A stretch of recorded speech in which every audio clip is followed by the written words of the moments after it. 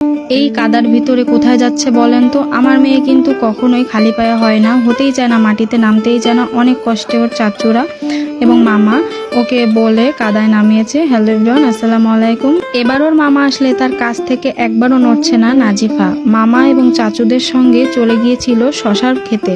শশা খেতে মানে খিরাই যেটা আছে জালি শশা, সেটাই খেতে গিয়েছিল এরা সবাই মিলে। এই ঘের বলে আমাদের এদিকে, বড় বড় যে ঘেরে যে সবজি চাষ করা হয়, শশা চাষ করা হয়, সেখানে গিয়েছিল। এবং ওর মামার চাচুরা ওকে বুদ্ধি করে এই কাদার ভিতরে ওকেও নামিয়ে দিয়েছিল, কারণ কখনোই ওর বয়সে কাদায় নামেনি। যাই হোক, ও কিন্তু অনেক মজা করেছিল। আমি গিয়েছিলাম না, কিন্তু ও আমাকে ছাড়া ভালোই থাকে ওর মামা এবং চাচুদের সাথে। আর হাঁটতে পারছিল না বলে ওর চাচু ওকে কাঁধে করে নিয়ে আসছিল। এইটাই কিন্তু সুবিধা মামা আর চাচা থাকার, তাই না? যে কোনো কষ্ট হয় না অনেক সময় মায়েদের চাচা আর মামা থাকলে। তারপরে ও কিন্তু অনেকগুলো খিরাই খেয়েছিল।